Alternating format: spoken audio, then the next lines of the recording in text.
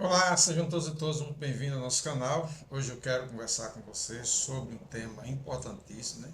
Que a gente precisa discutir na nossa sociedade, que é a chamada obsolescência programada. E o que é a obsolescência programada? A obsolescência programada é, é uma situação em que quando a empresa planeja de propósito que o produto fique velho, quebre ou saia de moda rápido para que você seja obrigado a adquirir outro produto. Então isso seria um conceito assim, básico, bem básico da chamada obsolescência programada. E vamos entender o seguinte: por que é que nós estamos trazendo essa discussão? Porque recentemente a União Europeia declara guerra à obsolescência programada a partir de 2027, afirmando, né, através de uma determinação, que todos os celulares devem ter bateria substituível. Então, nós somos de um tempo em que você ia, comprava só a bateria do celular e colocava nele. Hoje, uma bateria do celular custa quase o preço do celular e você tem que levar para uma assistência técnica, você tem que abrir o celular, ficar 2 dias com o celular, é tudo uma complicação. Tá? Essa a obsolescência programada, ela existe tipos dela, né? E aqui nós vamos apresentar alguns tipos, que é o tipo, por exemplo, técnica, né? De qualidade. A peça é feita de forma frágil, né?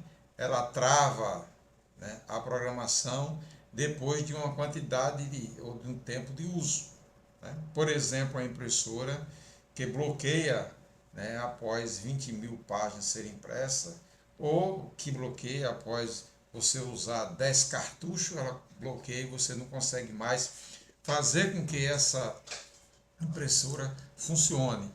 Isso leva, por exemplo, a bateria do celular, que depois de 500 ciclos ela deixa de funcionar, ela aumenta de tamanho, ela enche. Então isso é possível, através de tecnologia, ser programado. Então é por isso que nós chamamos de, o que se chama de obsolescência programada, porque as empresas programam quando o objeto vai deixar de funcionar, né? Nós temos também esta obsolescência de função, ou seja, de software, né? O produto novo não é compatível com o produto antigo. Então você tem um celular, você tem um computador e você vai baixar um aplicativo do banco e simplesmente o banco começa a mandar uma mensagem dizer que aquele aplicativo, que o seu aparelho não é compatível com aquele software, né? Por exemplo, nós temos outro exemplo aqui, o iPhone, que não atualiza mais o iOS, então perde os apps de banco, os apps de TV, né, de redes sociais que estão nele e que não roda mais, por exemplo, Netflix novo.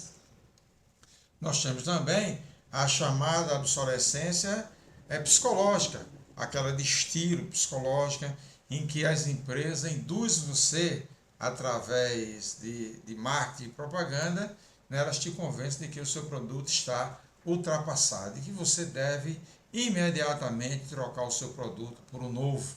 Né? Aí você troca de carro todo ano, você troca de celular a cada 6 meses, você troca de roupa e de tênis a cada estação, é um tênis para o frio, um tênis para o verão, um tênis para o outono, um tênis, é a moda primavera, moda inverno, moda verão, ou seja, dessa forma. Né? Você tem aí isso foi iniciado a partir de 1924, né? Ali antes, depois da Primeira Guerra Mundial e antes da Segunda Guerra Mundial, né? O Carter Phoebus, né, um dos maiores fabricantes de lâmpadas do mundo, se juntaram e reduziram a vida útil das lâmpadas de 2.500 horas para 1.000 horas. E estabeleceu que quem fizesse lâmpada, o fabricante que fizesse lâmpada com duração maior, tomaria uma multa. E a partir daí começou a se controlar a duração dos produtos. Qual o problema disso, da obsolescência programada? Nós temos diversos problemas e nós vamos citar 3 aqui para vocês que são importantes, eu acho que está na pauta do dia, está na discussão. Primeiro, o lixo, né?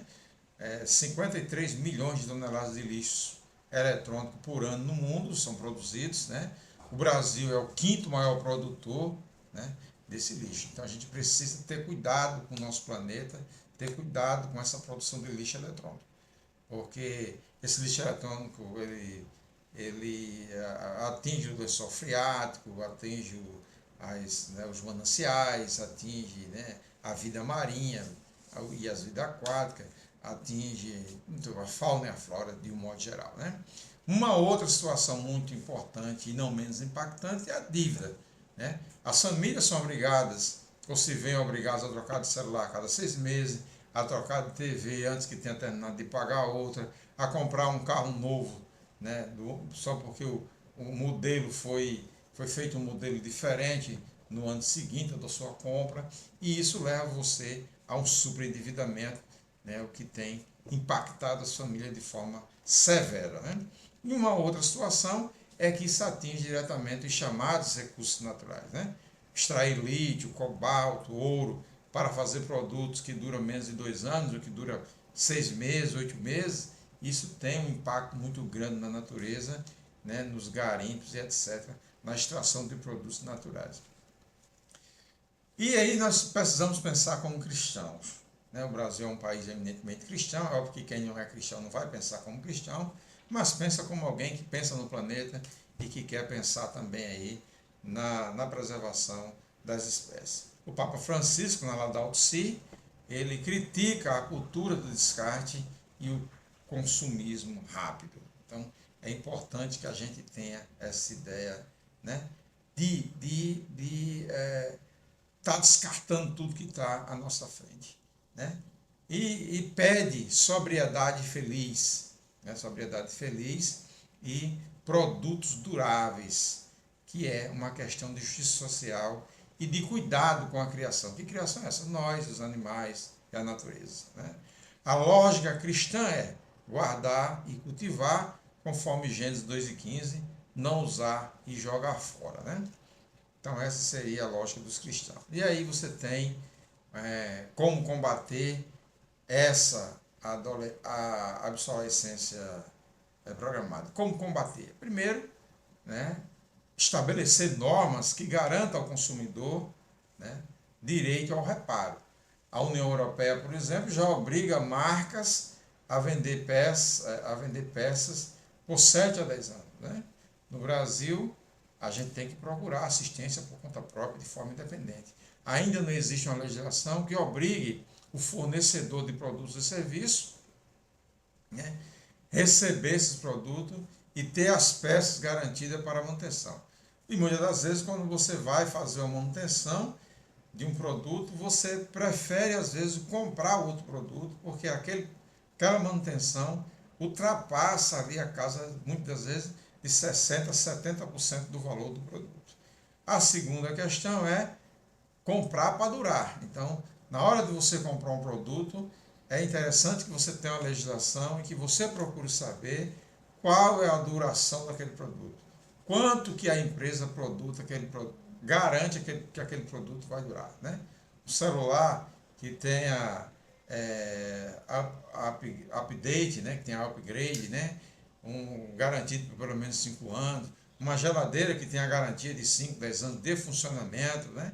Então, tudo são regras importantes. Nós estamos aí um código de consumidor que garante 3 meses, tem garantia de 3 meses, garantia de 1 ano para determinados produtos. Eles começam a te vender um outro produto que é a chamada garantia estendida, né? Fica te forçando a comprar essa garantia estendida. E a gente precisa ir atrás das marcas, né, que tem essa preocupação, que tem a preocupação com a anti-obsolescência, né? Por exemplo, marcas como a Firephone, a Framework, né, a laptop, calçados que é possível trocar os solados, né? Fazer manutenção de roupa, né? um botão quando se descostura. Então a gente precisa estar preocupado com isso, porque isso faz parte da nossa existência, né? Nós aprendemos a consumir, trocar tudo por um produto novo e jogar aquele velho no lixo. Então tem muito lixo, muito descarte, que a natureza vai terminar um dia não dando conta. Uma curiosidade é, por exemplo, a lâmpada, né, de Livermore, nos Estados Unidos, está ligada desde 1901, né?